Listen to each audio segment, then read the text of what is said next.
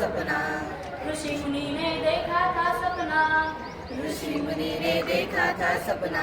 वेद पुराण अपनाया जग ने, वेद पुराण अपनाया जग में, वेद पुराण अपनाया जग ने, वेद पुराण अपनाया जग ने। जिससे निकला नाट्य शास्त्र अपना, जिससे निकला नाट्य शास्त्र अपना, जिससे निकला नाट्य शास्त्र अपना, जिससे निकला नाट्य शास्त्र अपना। भरत मुनि ने सूत्र बनाया, भरत मुनि ने सूत्र बनाया, भरत मुनि ने सूत्र बनाया, भरत मुनि ने सूत्र बनाया। अंगिकम वाचिकम आहार्य सात्विकम, अंगिकम वाचिकम आहार्य सात्विकम, अंगिकम वाचिकम आहार्य सात्विकम, अंगिकम वाचिकम आहार्य सात्विकम।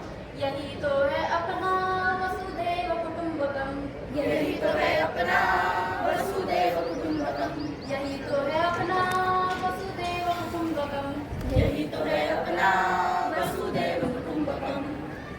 पुण्य कर्म समाप्त हो गए हैं। चलो आज जो कुछ सीखा है उसका अभ्यास करो। यह नवीन प्रयोग है, इनमें तनिक भी चूक नहीं होनी चाहिए। प्रणाम स्वीकार करे गुरुवर। सदा स्नेही बने। कहिए किस प्रयोजन से आना हुआ?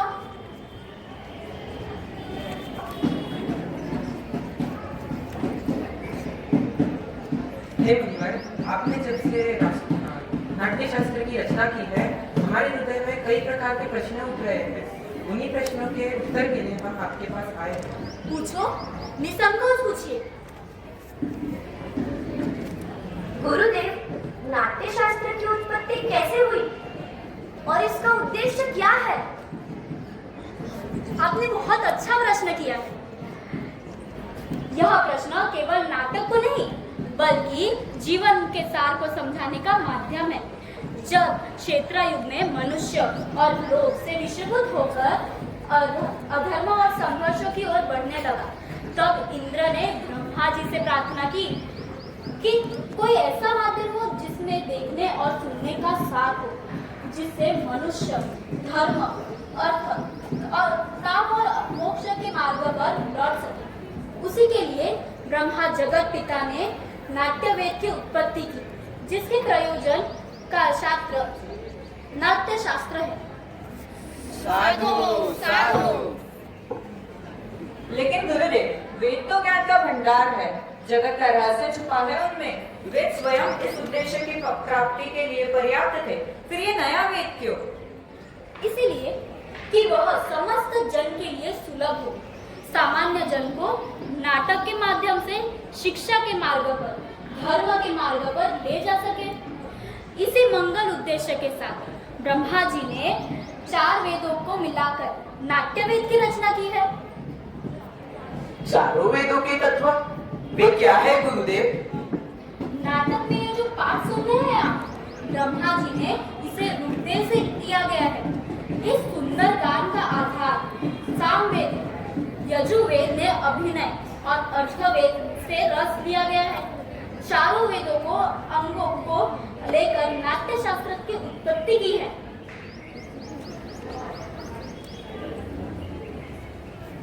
गुरुदेव, तो क्या नाटक केवल देवताओं के लिए बनाया गया है? नहीं ना, यह संशय दानवों ने ब्रह्मा जी से किया था। तब ब्रह्मा जी ने उत्तर दिया था कि नाट्य शास्त्र तो सबके लिए है। देवताओं, दानवों और मनुष्य के समस्त शुभ अशुभ कर्मों को दिखलाने वाला है। यह इस शास्त्र में तो त्रैलोकी की अनुकीर्तन है। नाटक तो दुख से, थकावट से तथा शोक से पीड़ित लोगों को विश्राम देने वाला होता है। इसमें तो समस्त रस, समस्त भाव, समस्त शास्त्रों, शिल्पों और कार्यों का सन्निवेश है। ऐसा कोई ज्ञान, ऐसा कोई कार्य नहीं है जो नाटक में ना दिखे। अद्भुत समस्त सृष्टि का समावेश, लौकिक और अलौकिक भी, सारे वनों के भावों की प्रतिनिधि का। मुनिवर, नाट्य कला तो अद्भुत कला है।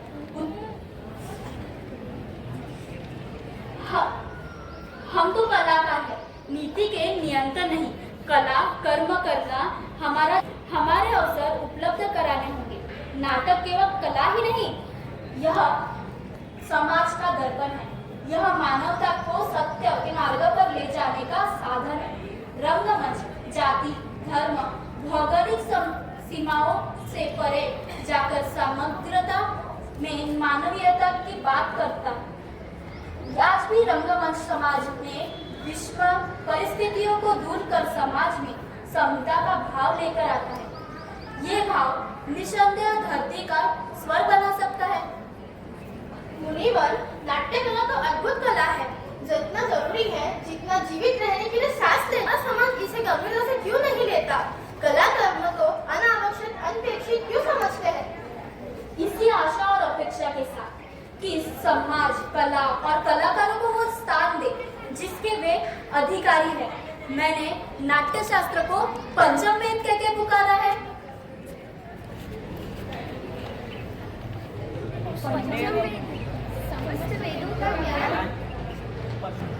ऋषिगण, मेरे रंगकर्मी पुत्र आपके स्वागत के लिए आपकी प्रस्तुति तैयार कर आपकी प्रतीक्षा कर रहे हैं। चलिए चलकर नाटक का आनंद लीजिए। वृद्धि हो इस राष्ट्र की, आशा सभी की पूर्ण हो। वृद्धि हो इस राष्ट्र की, आशा सभी की पूरी हो। सृष्टि व आनंद की जग में न हो। सृष्टि हो आनंद की, जग में सदा सुरनूर न हो। धरती सदा फूले फूले, ऊपर विमल आकाश हो। धरती सदा फूले फूले, ऊपर विमल आकाश हो। सज्जन रहे निर्भय सदा, दुर्जनों का नाश हो। सज्जन रहे निर्भय सदा, दुर्जनों का नाश हो।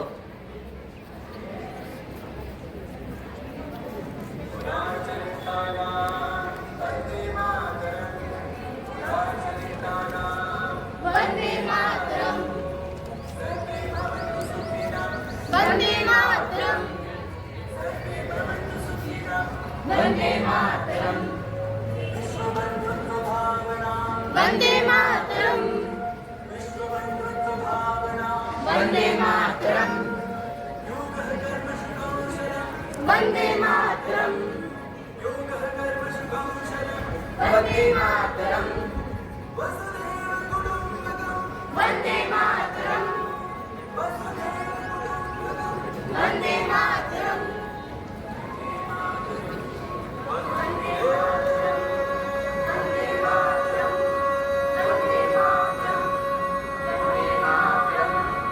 वंदे मातरम, वंदे मातरम, वंदे मातरम, वंदे मातरम, वंदे मातरम, वंदे मातरम वंदे मातरम वंदे मातरम वंदे मातरम वंदे मातरम वंदे मातरम वंदे मातरम वंदे मातरम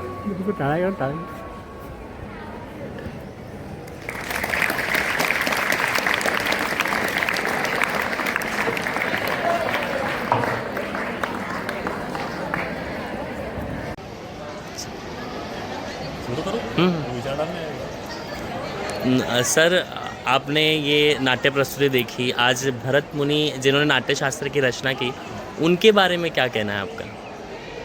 ये नाट्य शास्त्र एक जीवन का वो हिस्सा है जो अगर नहीं होगा तो ज़िंदगी बहुत बोरिंग हो जाएगी। जैसे हम देखते हैं बच्चे इतने नखरे करते हैं, वो भी एक तरह का नाट्य ही है।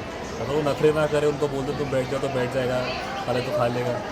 तो फिर जानवर भी करता है, जैसे आपने आपके नाटक के द्वारा बताया। यस, सपन जी ने भी बहुत अच्छा बच्चों को ट्रेन किया, सिखाया और बहुत अच्छा नाटक था। Thank you sir, thank you so much.